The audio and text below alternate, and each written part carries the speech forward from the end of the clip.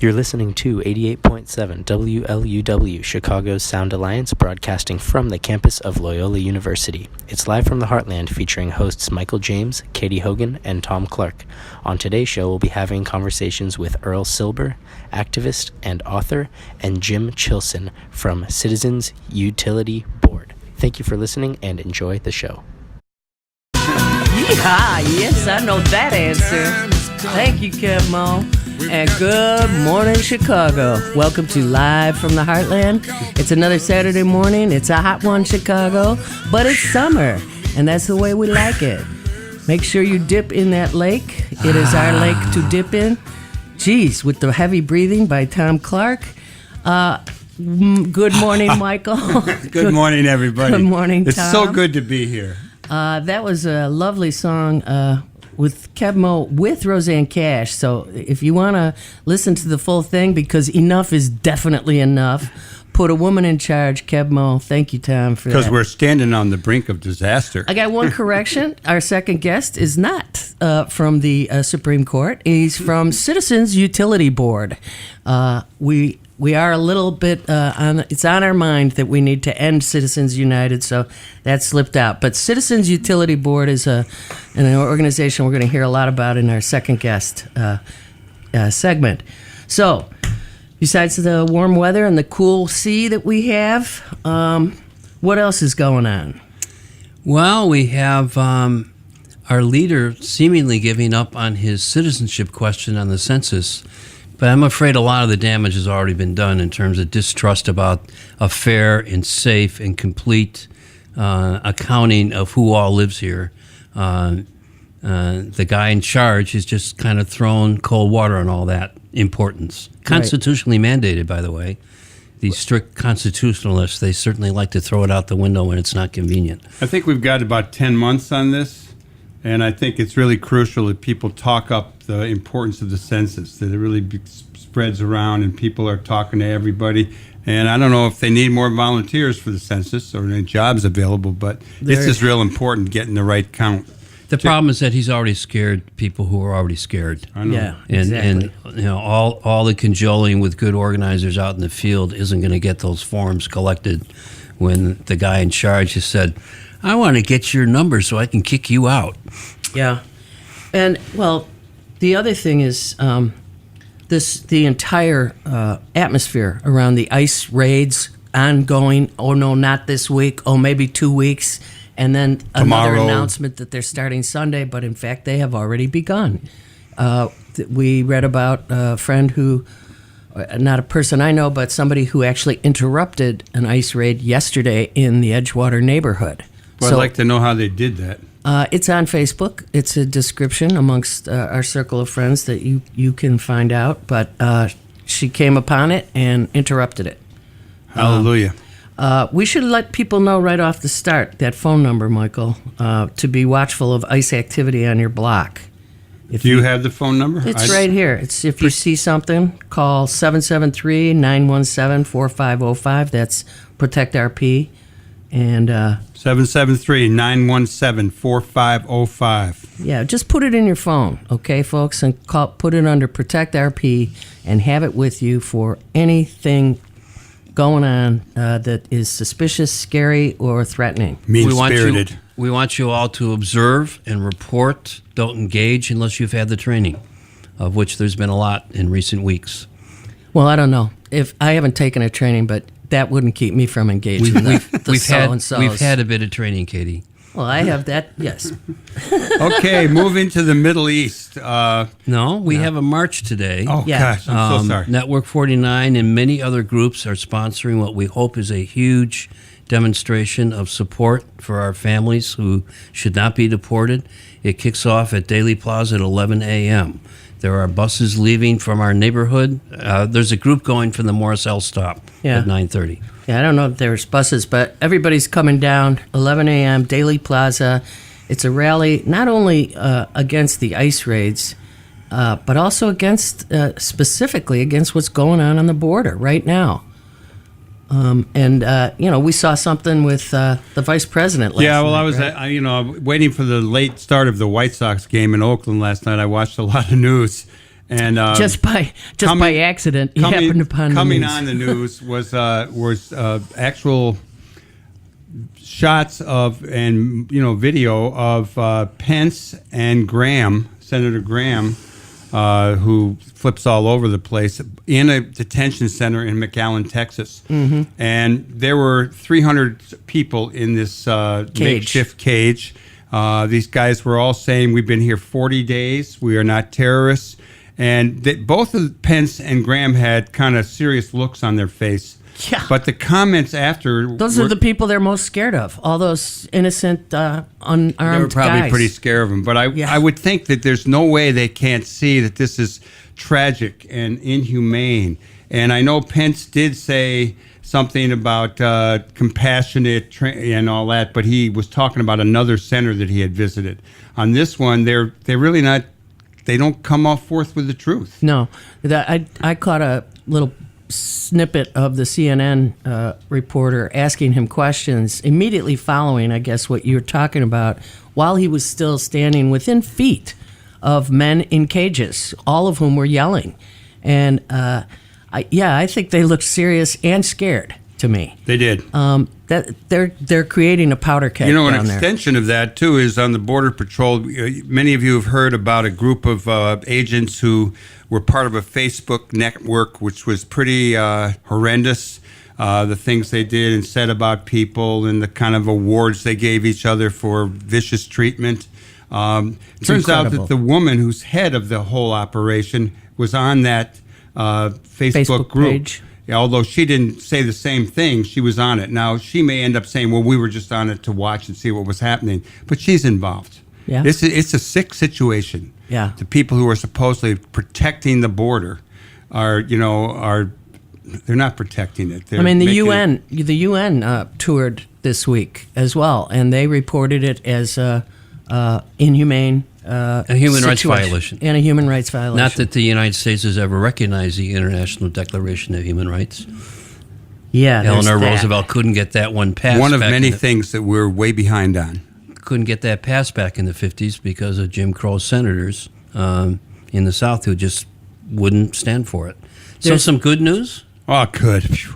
United Arab Emirates has pulled out of the Yemen proxy war between the Saudis and the Iranians. Excellent. To which I have to ask, which side are we on? No side. We're on the people's side. Well, John Bolton wants us to be on one of those war sides. I don't want what John Bolton wants. None of us do. I'm rooting for the Houthi guys they're trying to kick out, who have control of a bunch of it right now. I don't know the details, but they sound like they're better than the because of the proxy wars. It's very complicated. Where do the pirates fit in? They were Yemeni too, to fund their original revolution. If you want to frame it that way, I mean, it's another powder keg, and we're just stirring it up. In my head could explode moment of the week, yes, I can't wait to hear this. How Mitch McConnell continues to use Barack Obama in defense of his anti-reparations. He had slave owners in his past too, kind of apologia for. It's really, incredible. Just really. Incredible. We're getting far beyond a Beckett kind of setup here with the drama that's taking place every day. I mean, you can't make this stuff up. It's just unbelievable, the total moral deafness and while we're that the senator has. Mitch McConnell is actually going to be running for the Senate again in 2020. And I know there are people talking about going down to Kentucky to work on that race. Yeah, the woman who's running against him is a veteran of Afghanistan war. She's bright. She is white, which makes her electable, I guess. But I definitely, you'll find me in Kentucky. Hey, a good friend of mine year. down there in Lexington these days. Charlie, good morning to you. We may be sleeping on your floors during the election. Nothing I'd like to see more than that guy. We want to do a shout out and thinking of our relatives and friends and neighbors who are hanging in tough in NOLA right now. The rains have hit. We hope that it goes more quickly through the region than they're predicting. This is going to be a very, very big, bad storm that is going to hit New Orleans 3 different ways. So long since it's been the Big Easy. Really. It's not so easy anymore there. And this is a incredibly important capital of American culture that we're just literally letting drift away into the Gulf. Well, and of course, it's also just the latest in the outward effects of climate change. And, when we've got 95 degrees in Anchorage, Alaska, and D.C. underwater this week earlier, people, I know you know. Can we get some activity here on this environment? People in New Orleans, they got forced out with Katrina. They moved to Houston. A lot of people. Houston got flooded out last year. People moved back to New Orleans. They're getting pushed around. This is migration, moving back and forth. Right. And it will come to Chicago. And they'll probably get stopped at the border by somebody. Hopefully not. What border? Between Any here and border. I'm making here in New Orleans. Is there a border? Yeah. I did see. There might be. They might start making borders. Oh, God help us. So later today in the neighborhood, check out Michael's photography and a lot of other entertainment and artisans at the Flats and Sharp Musical Festival. It'll be taking place along Columbia Avenue at Sheridan Road from noon until 10 p.m. There is a suggested donation, but I bet it'll be worth every quarter. Yeah, it ain't much. It's a first-time venture by our wonderful friends at Flats and Sharp's Music on Sheridan Road, where a lot of old Heartlanders, I must give a shout out to them, work and teach. And they have events there now, too, a lot. They do the poetry on Wednesday nights in one ear. They can put 100 people in there. A big high five to Chris Bell and all her efforts to strengthen community center life on that. And let me just say hello to all the people at Archie's over on Loyola Avenue who put the show on every morning unless it's too loud and too busy. Yay, if you're Archie's. listening in there, it was good to talk to you yesterday, and we can't wait till we schedule your visit on the show. That's right. There's also a cleanup at Pratt Beach starting this morning, and of course the Glenwood Sunday Market every Sunday from 9 to 2. And we want to give you an early heads up for Chalk Howard Street on July 20th. Activity for all ages from 11 to 8. Legal graffiti, and who knows, and given the forecast, maybe it'll actually stick around for a while, too, as it kind of bakes in. In our in memoriam section of the show, we've got quite a few. A friend, a dear man, a great father of two wonderful people who are themselves my age now, my old high school and college and forever life buddy. Her dad passed away. That's Bob Rands. He was 97 years young, and he lived life in a way that we should all emulate. He went for it with full gusto and enjoyed it. So bless him in his passing. In a gone too soon moment is Milos Stalik, who brought Chicago so much. I mean, yeah, he did. From Facets to BEZ to his incredible lifting of the cultural bar on music and movies, etc. What do you like most? Well, we have great documentary makers in this town. We've had them on our radio show a lot. Kartemkin in particular comes to mind, but so many others. Bob Hercules' work. But Milos brought the rest of the world to us, primarily through film, and you could always go back there to rent a film that you could never get anywhere else. Yeah. And probably most of us didn't really take advantage of that rich resource, which is still there. It's still there. A real legacy that he built for us, and take advantage of it, folks. It's quite a library. It's quite a resource. Facets over there in Belmont is just a place you need to check out if you haven't seen it before. I think it's on Fullerton. On Fullerton, you're right. Okay. A little sports news just came. Wait. I know you're going to do that one next. I'm just saying. I just wanted to say that we have one more RIP, and that's Ross Perot. Oh, yes. Yeah. Ross Perot, whose footage this week, I don't know about you guys, but all of a sudden Ross Perot looked like the gift of intelligence in the moment, in this political moment. And I really... Scary, huh? How far we've sunk? Well, I mean, even in the time, I understood and recognized that Ross Perot was telling the truth. This is not something most politicians do, Democrat or Republican. Yep. And he did that, and it's why he got so many votes. it was. I thought it was the charts myself. I do think that it was very interesting to see the clips of him this week in the context of the Drumpf era. You've been listening. Oh, Wait. Michael, you have a Yeah, and sports item. we have two things here. One is for those of you who are sports fans and been following Serena Williams' remarkable showing. She actually was just defeated in the semifinals. I just saw that on my phone, and I think we were going to talk just briefly about the so-called Democratic infighting. Well, we ran out of banter time, but we did want to briefly point out: don't waste your precious gray matter on the repetitive themes that will come out of mainstream media, particularly this week. They love covering Democrats infighting. The squad versus And Nancy. what they don't understand and what they don't do, of course, ever, is nuance. These people work together Context? every single day. So when you pick out the battles in order to stir everybody up, this is the kind of thing, folks, we should be paying attention to keep your eye on the prize. And the prize is our democracy. And it is slipping away because of an oligarch in the White House. Pure and simple. Please don't get involved in... Gropey von Komover. There you go. Thank you, David Galt. Let's go on to our guests. You've been listening to Live from the Heartland at WLUW Chicago 88.7 FM.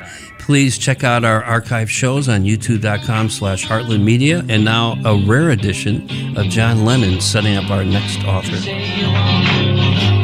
Hey, we're back. We're back with more Live from the Heartland. This is Michael. I'm here with Thom and Katy, and we're bringing on our first guest, who's an old pal, the one, the only Earl Silber. And some of you may remember back in 2010, he was on Live from the Heartland then. I'm sure people are You can going, find it on YouTube. in my catalog.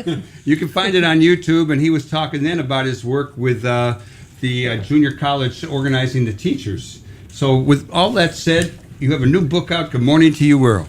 Good morning, Mike. Good morning, Katy. Good morning, Thom. Hi. Right? Yeah. Hi. So I'm really glad to be here. I remember that really well, Michael. It was a long time ago. And it was a lot of fun, and Katy was here. So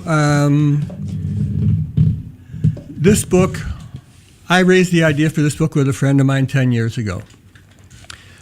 We want to share the experiences of people who thought of ourselves as revolutionaries, wanted to help overthrow capitalism, wanted to and participated in fights against racism, against the war, and in support of workers' struggles. And so this book is a collection of stories that run the gamut from people who hated what they did and hated their experience and found it the most terrible thing of their life, to people who found their meaning in life and changed their whole lives, and then have been thinking about it for a long time and looking back and seeing, what have we learned? What can we share? What can be useful? My motivation is usefulness. What can be useful to people who are facing the problems of today? And today's world looks completely different than our world, in my opinion. It's just... You mean than our world then? Yeah, than our world then. I mean, I remember in the late 60s and early 70s, I could go out, and I did. I went out and got a job in running machines, which I knew nothing about, and I could take home enough pay in a week to pay for my rent. It's not possible. Not possible, right. People who are under 35, most of them have jobs that have no security, no future, short-term, part-time, no benefits, and therefore this whole generation, not the whole generation, but millions of them understand that capitalism is giving rise to their problems, because they could see $1 trillion for the banks, and people got lost their homes through trickery and fraud, and they're very upset about their future. And then they look at the world and they see the climate destruction going on in front of them. And so for them, it's a different world. And frankly, the most promising thing to me is that there's more anti-capitalist consciousness in America today than there was, in my opinion, in the 60s. So I got to ask you, Earl, it's hard for me to see when you say compared to the 60s and 70s, and everything you just said, I don't see the mass movement that was around in all of the stories that these 23 people told, Yeah. Most of them were students at the time. Correct. Most of them, yes. Yeah. I mean, I didn't read every single story, but I read about more than half of them, Yeah. and they were all students at the time, Yeah. which is great. But, part of what they were talking about was making a student/worker revolution, Yeah. and unity to make a revolution. Yeah. Not only did I not see it happen then, I'm not seeing it happen now. Right. So, Well, that's one of the ways it's different too, Katie. I agree. yeah. I mean, there are upsurges taking place. Yeah. For example, the teacher strikes that started in West Virginia are at a higher level in terms of being self-organized and politically conscious and understanding that they're part of the Good working point. class, Yeah. which wasn't true in the teacher strikes and stuff like that in the 60s and 70s. It's like, we're professionals, we want to be treated like professionals. Right. I've been listening to interviews and saw panels of West Virginia teachers who are saying, we are part of the working class.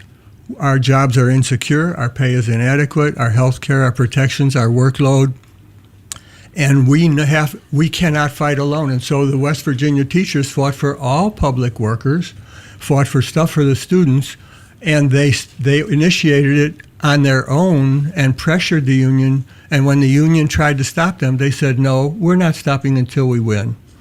So, but I agree with you, Katie. I mean, the 60s, I was at UIC in SDS, and there were actions going on, and a friend of mine was picked up by the campus police, and I was able to go to the student union and just announce they've just taken Stu Smith into the student union. 200 students went to the Smith, meeting. I remember him. Yep. Yeah. He's still around. So that's just an example. Katie, I completely agree with you, Yeah. though. Things are changing, though. On a lot of ways, though, I think there's more consciousness now on a mass level than there was. I mean, I do think that the number of people around immigration, the women's marches that came after the election, in so many ways, I think that the youth of today are hipper even than we think that we were back then.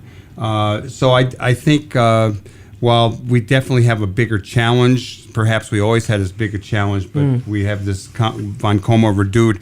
I just think that there are an awful lot of people out there who know something is wrong, care about it. They're not sure what to do yet. So in let many me ask ways. you a question, Earl Silber. How did you decide who to include in this book?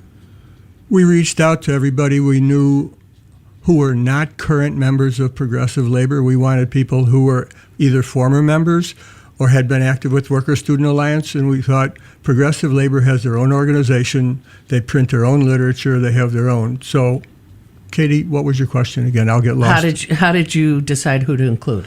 We reached out to people that we knew, who we used to work with, who we could find, and we said, would you like to write your recollections of what happened, your role, what your experience was, and what lessons you've learned? And some people said, no, I don't want to go back into that. It's too painful. A lot of people had very painful memories of those days. So that's what we did. We reached out. John Levin and I are the editors. So John was on the West Coast and has been living there for 50 years and was very active and one of the leaders in the San Francisco State Strike. I was active in the Midwest mainly, and I knew people on the East Coast. So we reached out, and it was just kind of like that, Katie. Yeah. And just for the record, Earl and I were both in SDS, At but the we same were in time. opposing factions. You want to or fight? groups. You want to do? Not anymore. Okay, me neither. I'm for everybody who plays a part, and did stuff are good guys. Why did the Weather Underground get more attention for their small numbers than the broader coalition of students under SDS, Student MOB, Worker Student Alliance, the Progressive Labor banner? I think my view, what I think is that the Weathermen were a perfect foil to slander and smear the rest of us. the rest of the anti-war movement and Yeah. the radicals and the anti-imperialists and the revolutionaries and workers who were in struggle and say, this is what the radical left is. Right. They're bombers, they're destroyers, they're haters, and they provided enough evidence to You're- make it stick. Around this table are sitting people who were active at that time. Michael is going, whoa. No, and Thom and I are nodding our heads. I knew all those folks, and Yeah. I am close to some of those folks, but Yeah. I disagreed with them. But I also think that their anger was, it's just. We all had the rage. Yeah, they okay? let the rage. They acted on their rage in a different way. Yeah, they and did. Probably it wasn't appropriate, but that's what happened. I mean, things were really bad then in so many ways. Well, I think they were counterproductive, worse than inappropriate. Yeah. No, I don't disagree. There you go. Okay. But I Take think, that, all I my think old friends. the media, people who write for the media and present, have bosses who are conscious of the political impact of things, and they make choices. yeah. And I think they chose to focus on Weathermen. The Weathermen had bomb that was aimed at a GI event in the East Coast when they blew up the townhouse in New York. Which ended them pretty much. Which pretty much ended them, but they used to set up Vietnamese flags on the beaches in Detroit and go out to challenge white working class young guys to fight because their view was that white people, especially white workers, were enemies of the black liberation movement and of the revolutionary movements overseas, and they would go out of their way to pick fights with stuff like that. They would go into a room with students in the city colleges and gangster them. They would lock the doors, stand there in front of them, and yell at them. Totally counterproductive. Yeah. Yeah. Let's join that movement. Oh, boy. Yeah, me too. I can't wait. Really. Now, you and Michael, Earl, were all ready to kind of relive the battles, and Not big time. You backed off. I'm just and- pointing out it would. What do you mean, right here? right here. Oh, no, I was just kidding, Tom. I'm the just point- kidding. I know, but we weren't kidding back then, and I'm wondering if the sectarianism that I began to see joked about is in fact why the student worker movement didn't go further. That's a really good point. I mean, even your title has initials that most of the public won't know. Right. And SDS, they'll have the wrong understanding of what those three letters mean. Okay, let's say that's true, but you say you want a revolution will capture some attention. It sure did. And that's the main thrust of it. The particulars of what we were engaged in, yes. But you asked about sectarianism. Looking back on it, having years to chew it over, talk with friends, we were extremely sectarian, which means we saw things and presented things as if everything was black and white, life or death, enemy or friend. And the idea that there are differences, which are sharp differences, but you're still on the same side of the street, was not part of our repertoire, let's say. That's the kindest way of putting it, but I'm really glad to hear you say that. I would actually like to ask both you and Michael, given that you were both very active in this particular aspect of the movement, Yeah. whereas Thom and I come out of a Catholic working class and in most cases Catholic-based civil rights Right. context. Nonviolent civil disobedience, standby actions against the war, not Yeah, run away. not run away. Yeah. Uh-huh. I see. What organizing successes would you say the movement had ever with actual workers? Well, I know they exist, so I want to I can give you an hear. example from Chicago. Yeah. I was PL's Midwest Traveler. I was active in University of Illinois in Chicago's SDS chapter. I believe it was during our work-in project, which was a project that was passed by SDS for students to go into industrial jobs, which are easy to find out what life was like for the industrial workers, Right. not to proselytize. So during the work-in, we had maybe 20, 25 students from the Midwest here in Chicago, from Iowa and different campuses. And there was a strike of the Railway Express Agency. I don't know if you remember them. They had trucks with green diamonds. Yes. Oh, yeah, It yeah. was the precursor to UPS. Yeah. Right. And they had the same kind of distribution system, but from the railways, and then they would have a clearinghouse. So there was a wildcat strike, meaning a strike that was not authorized by the union, that had no legal basis, that was initiated by what was common in those days, a black workers' caucus of REA workers, who were fed up, sick and tired of the worst jobs, the hardest jobs, racist treatment, racist everything at work, which is the way it was and is. And basically, they went out with picket signs and said, these are our demands, and it had to do with racism. So the workforce was about 2,000 people at the time in Chicago, and it was overwhelmingly white. These are still in the days of the draft, so all these guys, black and white, had been in the military. They'd been served there 2 years. And the question was, will these white workers back these black workers? And it was really a test of the whole ideology that we were having. Right. Is class a gripping, powerful, uniting tool, or is it secondary to race? Which is, in a way, what the whole fight in SDS was about. So when this picket went up, many, many white workers did not go into work. And when we heard about it, we went with all of our people down to their picket lines, which was 20, 25 people, and talked with them. And then very soon after that, there was an injunction that said they couldn't block entrance to the premises. So we came down, we encouraged them. They had wives and girlfriends because it was an all-male workforce at the time, as far as I recall. And they had their families and friends come down, and we were there, and we were the only group on the left that was there supporting them. So long story short, they won many of their demands. They were so effective that like 90% of the workforce stayed out, which meant the vast majority of the white workers stayed out to back them, and added demands that affected everybody directly. Yeah. So they supported the demands against racism and for equal rights on the job, if you will. And they added other demands. The union came in and was negotiating. So the union negotiated a contract, and they had a big meeting, huge meeting in their union hall, hundreds and hundreds of people. And I know we're running out of time, so I'll just wrap it up. What happened was the union, the workers who were really active and brought their family and friends, because you always have grassroots leaders who emerge in any struggle. The union didn't want us to participate. They didn't want progressive labor there. They didn't want communism and all this kind of stuff. And the workers stood up and said, if you're going to have a meeting, you have to, because these people stood by us, they brought people to the lines, they made a difference, they encouraged us, blah, blah, blah. So because I was the Midwest leader of PL at the time, I was chosen to speak. And I said, we are communists. We believe that the working class needs to overthrow capitalism and establish a working class society for the common good. You could have, ICE was in the room. It was like, everybody was like. You used the C word. Oh, yes, I did. I did use the C word because that was our politics. It's like, we're communists, buy paper, communists, communists, communists. Beat them on the head. So the short version is, my talk started out that way, and you could feel the ice in the room. I mean, people were giving me dagger looks. It was like, you commie bastard, we killed you there, we'll kill you here.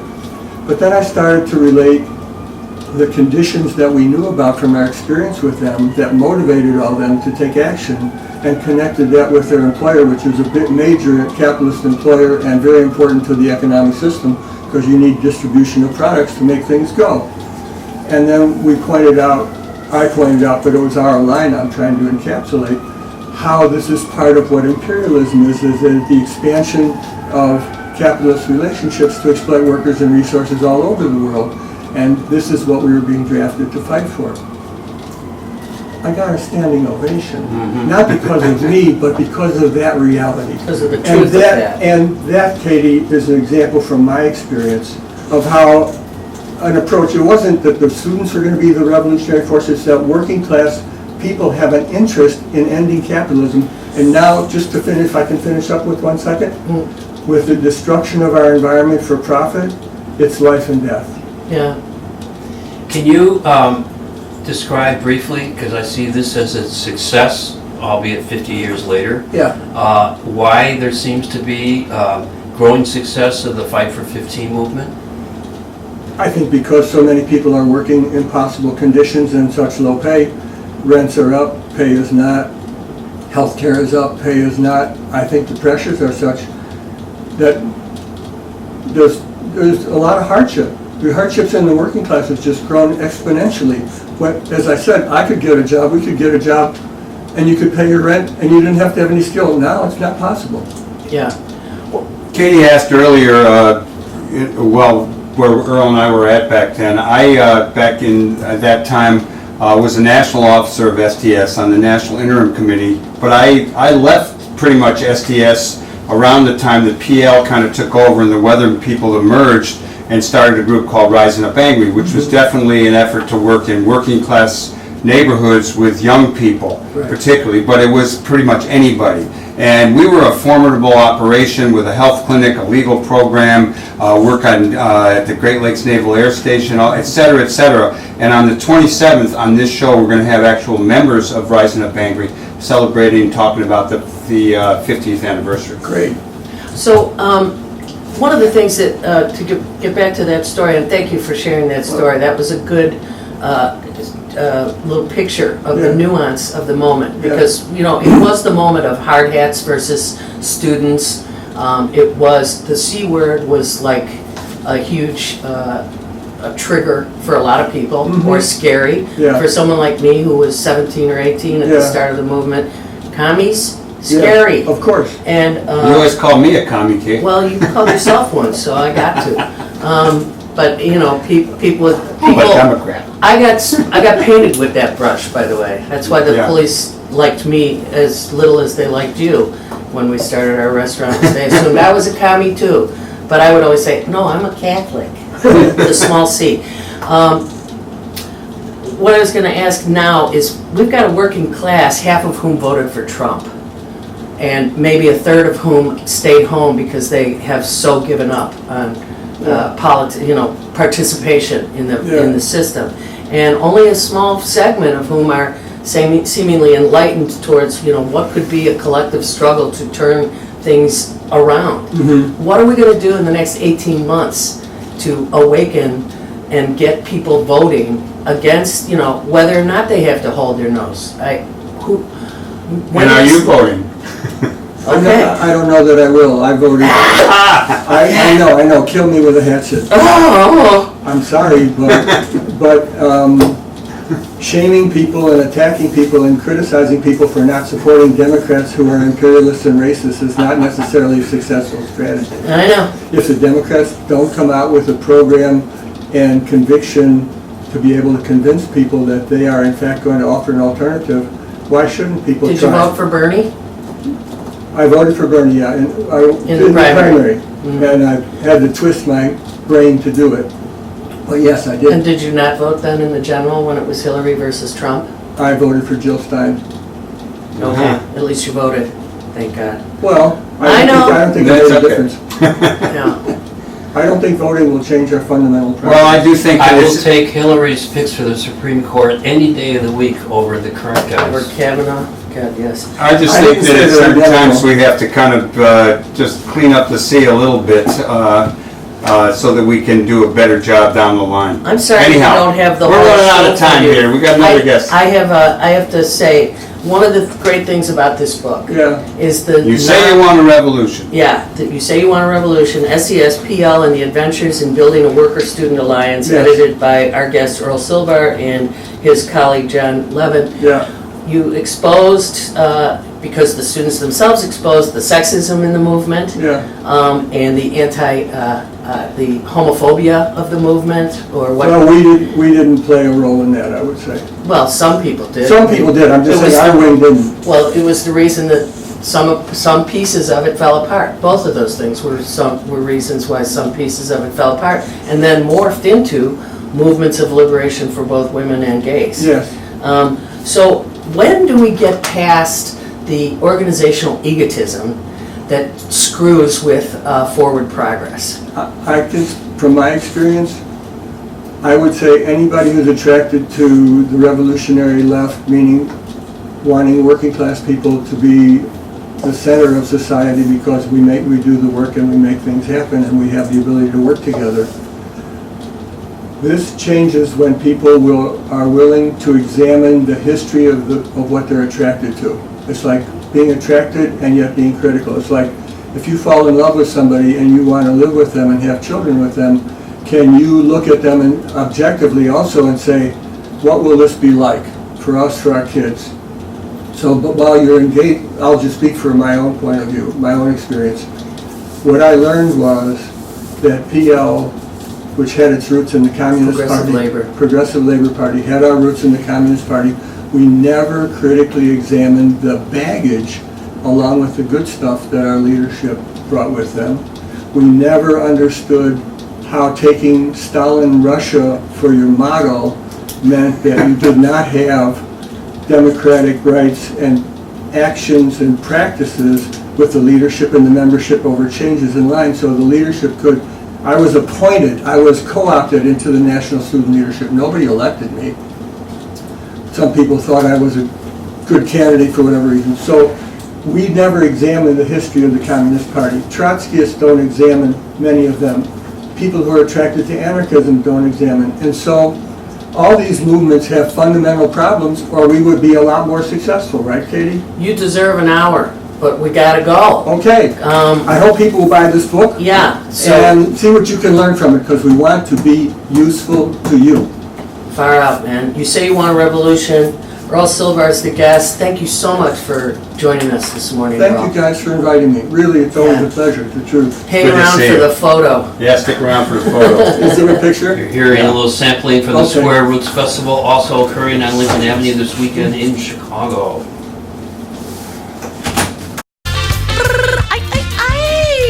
There goes Katy.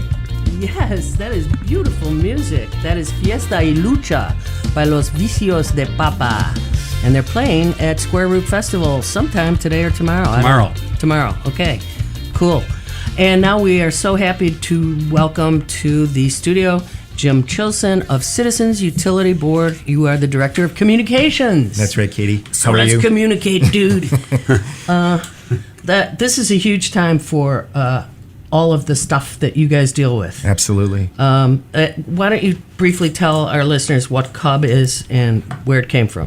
Sure. Well, I'm happy to report that we're celebrating our 35th anniversary. It's really an this year. accomplishment. Yeah. It's been an amazing run.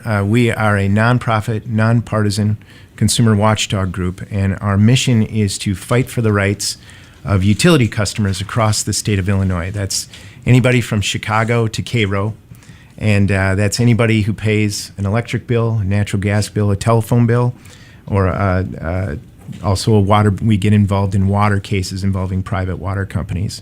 But over the past 35 years, we've helped consumers save $20 billion. We're very proud of that. And also what I'm very proud of, I've been at CUB 19 years. They haven't kicked me out yet. But Good work. watching how things have changed. In some ways, we're still fighting the good fight against rate hikes and against protecting consumers from ripoffs. But much more, we're talking about clean energy and energy efficiency. I mean, I have file pictures of us showing people, talking to people about energy efficient light bulbs back in the 90s. So we were always talking about those issues, but even now I think the stakes are higher. And it's so important to have a consumer advocate at the table to make sure that we're moving forward toward a clean energy future, but also protecting consumers. What's one of the biggest misconceptions you think people still have about, let's say, electricity rates? We're in the middle of this heat wave. People are going to start seeing bigger bills.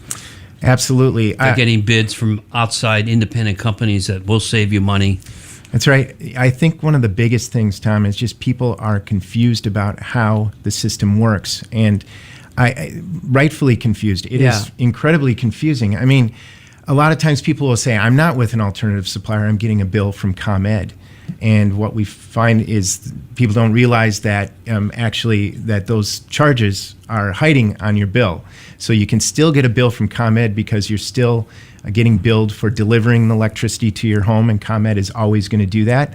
But a lot of times people don't even realize they're with a supplier, which is really sad, and it's maddening to us because how people get lured into bad deals. I mean, it's just the Illinois Commerce Commission just came out with a report on July 1st that showed over the last 4 years, people have lost $797 million with alternative electricity suppliers. That's just electricity. There's also gas choice, and they're going to be doing a better job over the next couple of years of giving us numbers on that. But they've been doing an excellent job giving us annual updates. And since 2015, $797 million in losses. So the big message we want to give people is it's likely that ComEd is your best bet. Okay, that's all I was going for. Okay. Which one do I get the best deal? You know, while we're at it, there's people now knocking on the door, making calls, setting up appointments for solar energy. Are you Yeah. guys involved with that? And does that play a role since you're talking about electricity rates? Much more. That's what I was getting at about how we've changed with the times. I think we've got a group of people who are focusing on solar.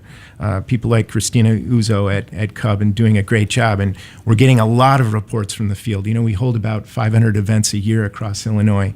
And we're getting a lot of reports, a lot of questions from people saying, hey, somebody came to my door, said they could give me free electricity or something like that. And 10 years, pay it off in 10 years. And what we tell people is don't assume, we're not against people getting into these leasing deals, but people shouldn't assume that that is your only deal or your best deal. Now is a great time, potentially, depending on the consumer, to buy those panels outright. There are three great incentives. And a lot of times what happens is in those pitches, they're pretty hard sell, and they don't mention that, oh, there's this other option that you could just buy those panels outright. What was the bill that passed in Illinois that allowed for this to happen? That was, well, this was, I think what we're seeing more activity because of it was a good thing. The Future Energy Jobs Act in 2016 was revolutionary.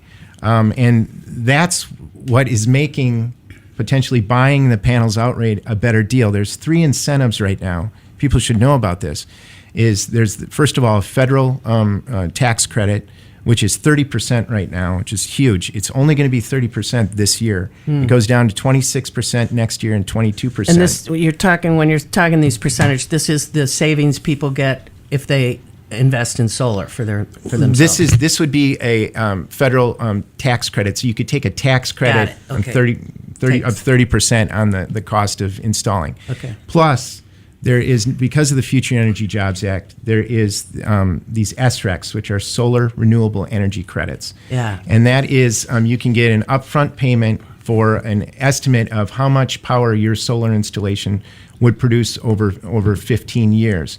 That can be up to 30% of your installation cost, these SRECs. An SREC is basically the value, the environmental benefit of the solar power that you produce. And then finally, there is net metering, which is if you have a solar installation and you produce more power than you actually need, you can actually sell that back to ComEd. Right. And at what rate? Because that's been the issue over the years. They pay a wholesale rate instead of the retail rate, and the consumer's being gypped then, even though they're generating the power. Gypped is a racist term. Oh, it's still a good deal. It's still an excellent deal, net metering is, and it's a great benefit for consumers. So let's flip. You have your hands on so Yes. many important things. Water, you've already mentioned it. What with fracking going on? And I know because I asked him directly that J.B. Pritzker said he would end fracking in Illinois. I don't know how that is going for him yet, but what's happening to our local heating bills, for example, as a result of the fracking energy boosting natural gas production or not? Well, that's a good question. Actually, when I first came to Cub, there was a huge issue is that gas prices were going through the roof. Right. Fracking has had a downward effect on prices. It's led to the lowest prices that I've seen over the last decade. And it's wasted gallons and gallons of water. And that's a good point. There's a lot of, obviously there's a lot of environmental problems and the costs overall, health impacts, societal impacts. Earthquakes. Earthquakes. Yeah, they're getting them in Oklahoma. And I think, again, that's what our value is. We are for, we did a survey on fracking a couple of years ago, and I'll never forget, I got calls from people on both sides of the issue, both telling me that survey was biased. They said that survey is pro-fracking or it's too anti-fracking. And you did it right. I guess so. But what we try to do is, we come to the table and we say, these are not long-standing, policies, things like, coal-fired power plants, fracking, you can name a number of different sources of energy. How do we move forward in a way that protects consumers? And I think, again, that's what we bring to the table in all these discussions, is that there's always a concern for how do we protect consumers. Does Cub do anything with government-owned utilities like Chicago Water and Sewer? We don't. Good question. It's not in our mandate. We try to help consumers who call up who have questions about that. We try to give them guidance on what they can do. A lot of times, who they can contact, in local city government or their aldermen and things like that. We try to give people guidance, but our mandate is for private investor-owned utilities. What about internet, cable? Our phones that we carry around and get most of the world delivered to our fingertips. When I started at Cub, the decline was already starting, with landline telephones. But it's amazing. We used to hold phone bill clinics, and we had a ton of great things we could tell people about landline phones. We're trying to make that transition now, getting involved in issues like robocalls. We just put out a guide at citizensutilityboard.org about how to limit robocalls. We're doing digital advocacy in Washington because right now they're trying to pass the Traced Act, and that passed 97-1 in the Senate. What is the Traced Act? The Traced Act would fight a scam that's particularly maddening. Odious. Yeah, it's about spoofed calls where you get a call and it looks like it could be a friend, it could be your child's daycare. It's got a similar prefix and area code, so you pick up and it's a robocall. And a lot of times those robocalls are scams. I think about 30%. Illinois consumers were hit with about 1.8 billion robocalls last year, and about 30% of those, an estimated 30%, were scams. And that takes billions of dollars from people. So we've gotten more and more involved in not just helping people on a day-to-day basis, trying to limit those calls, but what you do in Congress. How is Cub funded? Yeah, we do get a number of grants, but we also get funded with donations of as little as $5 or $10. It's actually even smaller. I was just talking with Stephanie the other day. Sometimes people will actually tape coins and send them to us. So that was a big deal, and it helped create and sustain Cub for many years. Absolutely. You in your initial formation, you got the permission to put Cub applications for membership in the electric bills. In the gas bills, or not, just the electric? It was in the utility bills, and they made a federal case, literally, of it. They took us to federal court, and we lost.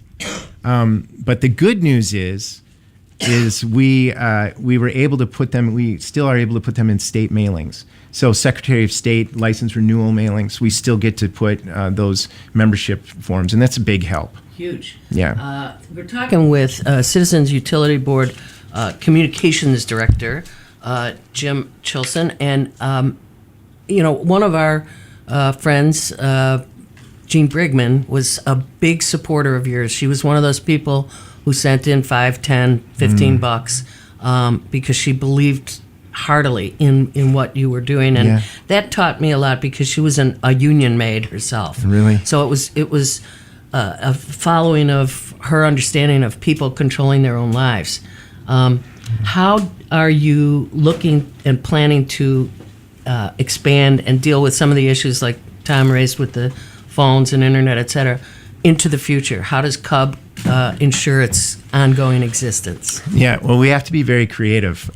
For example, net neutrality has been a national issue. There was a net neutrality bill before the state General Assembly, which would have limited, if you don't support net neutrality or if you don't agree to the principles of net neutrality, you won't get state contracts.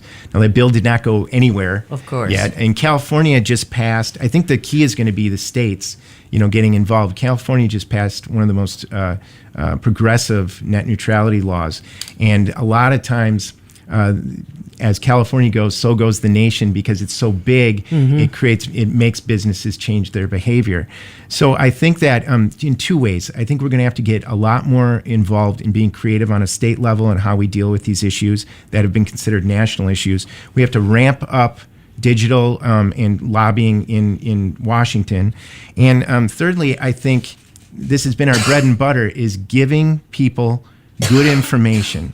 We need good fact sheets. We need things that are going to explain to people simply how it works. And I think I'm happy to say, because I'm an old journalist, is that when I came to Cub, that was important, and it's still important, is people having a place where they can get good information. I think you guys already know this, but I believe our use of smartphones and how that information gets delivered is one of the biggest consumer rights issues we're facing because it's so complicated and technical. We basically had third world service at first world prices I've maintained for some time, and we put up with it because it's the only alternative. We're down to 2 or 3 companies.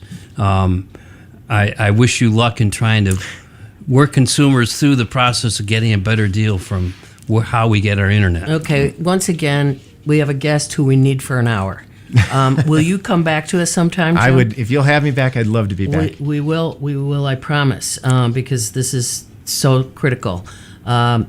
We want to remind you that Square Roots Festival is going on Lincoln Avenue, as well as the Flats and Sharp Party on Columbia and Sheridan. Thanks to this morning's guests, Earl Silber. You Say You Want a Revolution is the name of his book, and Jim Chilsen here with Citizens Utility Board. We're hearing a little bit from the Wild Reeds, who will be performing at the Square Roots Festival. Very sweet harmony trio of women. We want to thank everybody who makes this show possible. Michael, Thom, and Jake in the engineering chair. Lenormand is back on the scene with the record machine. And we want to ask you all to do good in the world. The world needs all the good we do. All power to the people. See you in the streets today, people.